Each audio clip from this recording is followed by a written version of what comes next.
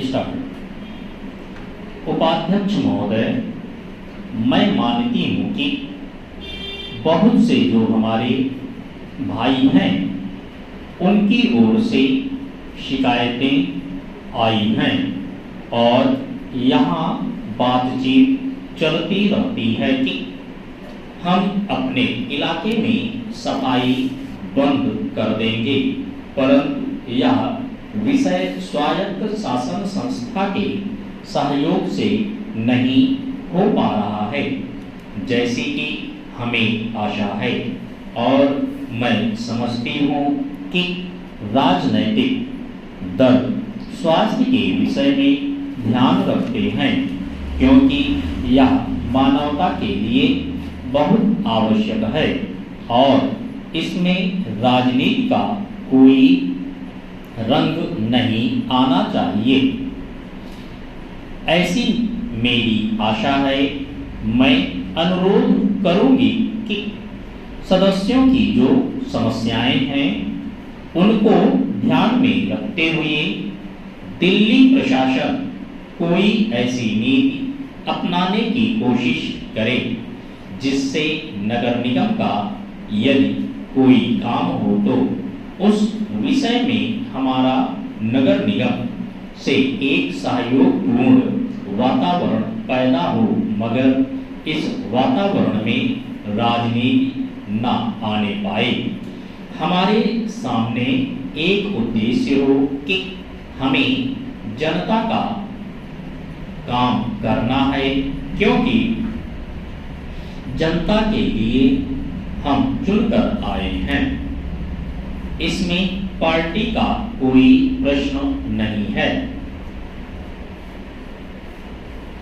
दूसरी बात मैं कहना चाहता हूं कि अनाथ बच्चों के लिए जो इस बजट में प्रावधान किया गया है कि उनके लिए केंद्र बनाए जाएंगे, तो मैं समझती हूं कि इन केंद्रों के साथ साथ बेसहारा महिलाओं के लिए जो कि समाज से तिरस्कृत हैं, ऐसी महिलाओं के लिए जगह जगह इस प्रकार के केंद्र खुलने चाहिए जहां उन्हें रोजगार सिखाया जाए और साथ ही साथ आर्थिक रूप से स्वतंत्र बनाने की तरफ भी प्रयत्न किया जाए। इस विषय में मेरा एक सुझाव है कि जो बच्चे अनाथ हैं, जो बेसहारा महिलाएं हैं, उनकी तरफ हमारी पूरी कोशिश होनी चाहिए कि जो अनाथ बच्चे हैं, जो समाज से तिरस्कृत हैं, जिनको अवहेलना की दृष्टि से देखा जाता है, उनके लिए केंद्र बनाए जाएं और उन केंद्रों में वह अधिकारी रखे जाएं जिनके संरक्षण में वह कार्य सीखें, पढ़ें, लिखें। यदि इसमें बाहर के सदस्य हों तो वे ऐसे होने चाहिए जिनका जीवन सरकारी सेवा में ही बीता हो। ऐसे योग्य लोगों से सहायता लीजिए। यदि इसमें असामाजिक तत्व घुस गए तो फिर हमारा पैसा ऐसे ही खर्च हो जाएगा और जो नीति हमने बनाई है वह असफल हो जाएगी, जिसका परिणाम यह होगा कि हम उस नीति को कार्य रूप में परिणत नहीं कर सकेंगे। इस बात पर कोई मतभेद नहीं है।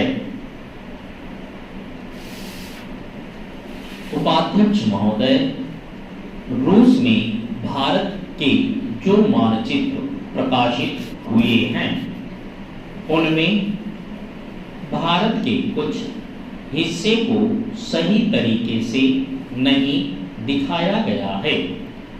इसको सरकार भी मानती है और इस विषय पर कोई मतभेद नहीं है।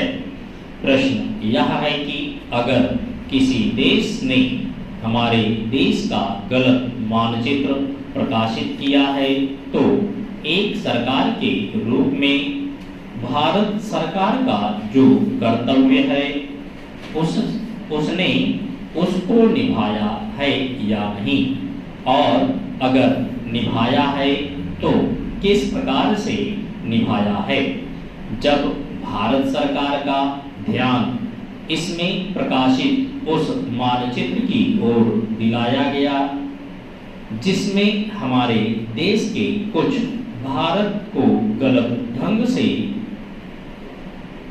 दिखाया गया था, तो उसने 1956 में ही, जबकि ना तो भारत और चीन की सीमा का प्रश्न पैदा हुआ था, इस बारे में रूस ने विरोध किया।